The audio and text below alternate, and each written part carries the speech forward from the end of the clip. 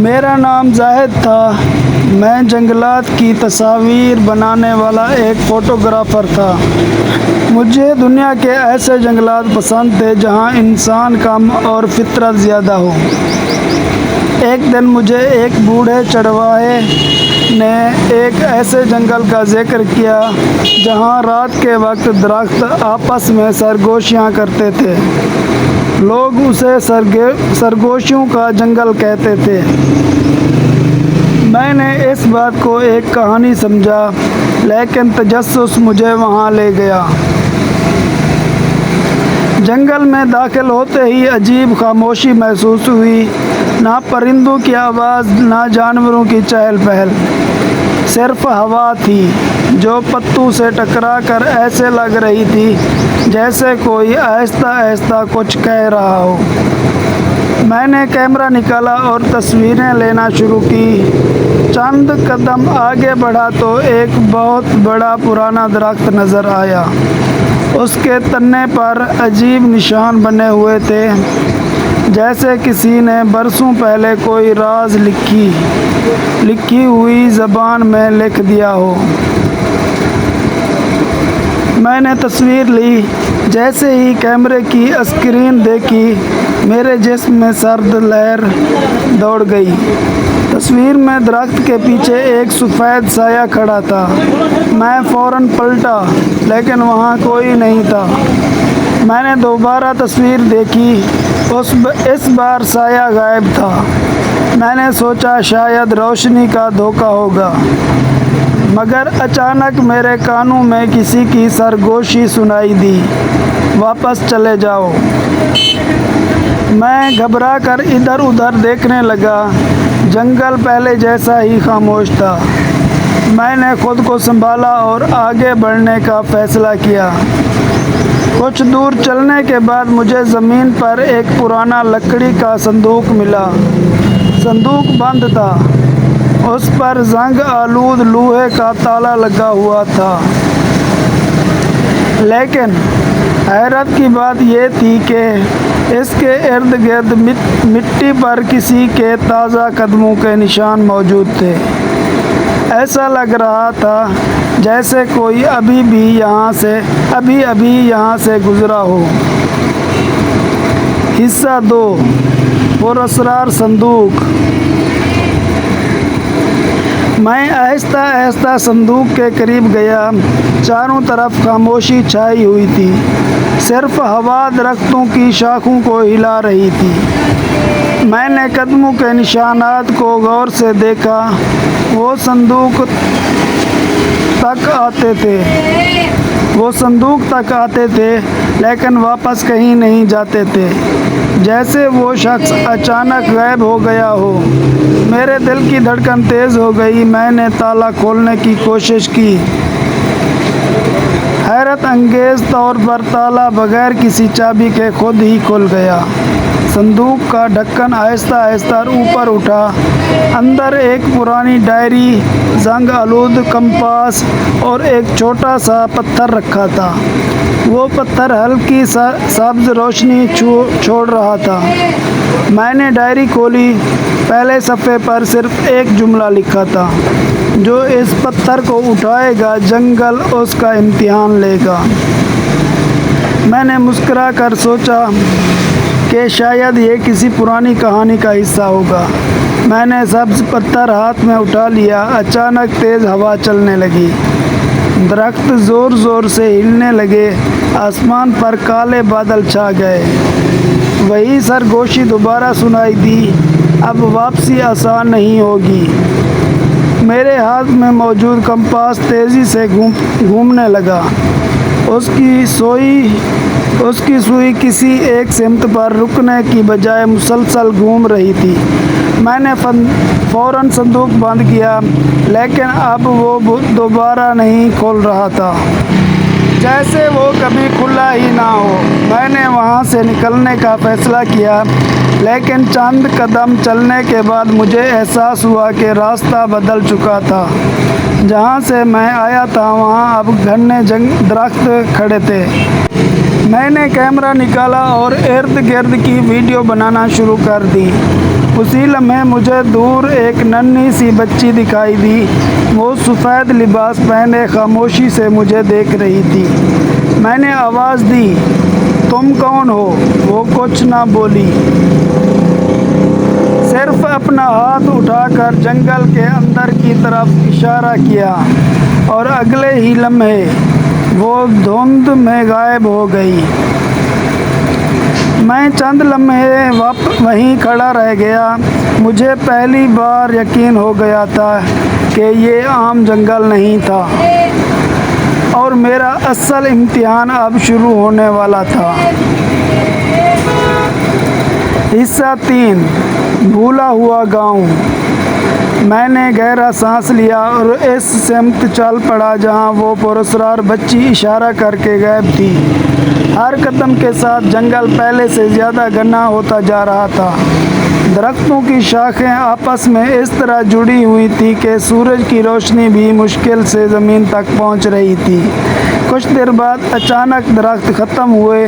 میرے سامنے ایک چھوٹا سا گاؤں تھا، لیکن وہ عام گاؤں نہیں تھا۔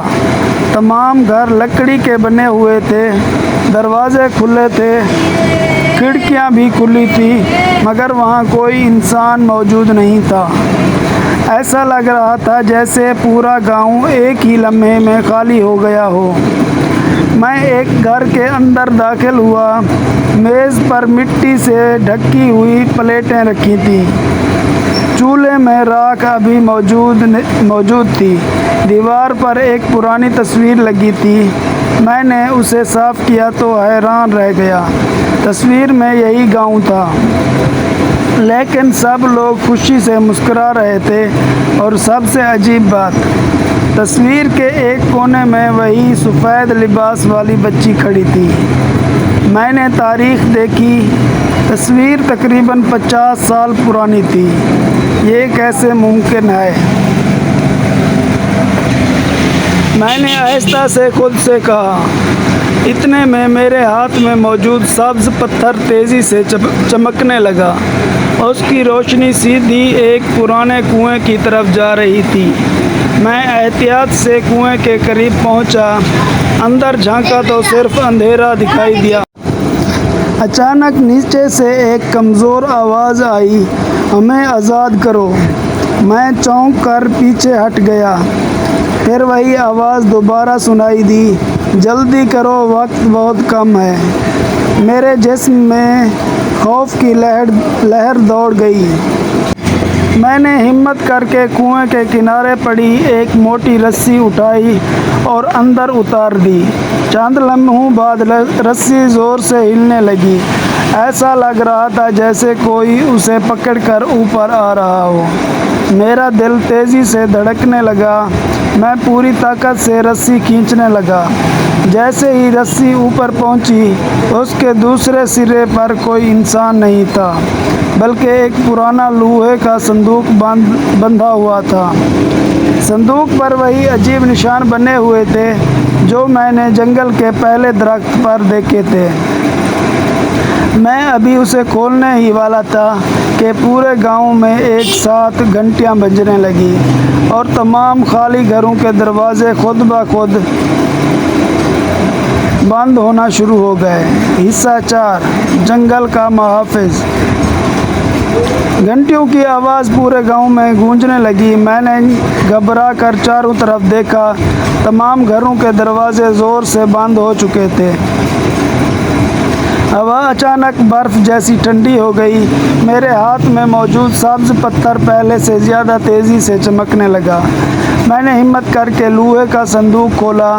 اس کے اندر ایک سنہری چابی، ایک پرانا نقشہ اور ایک تہہ کیا ہوا خط رکھا تھا۔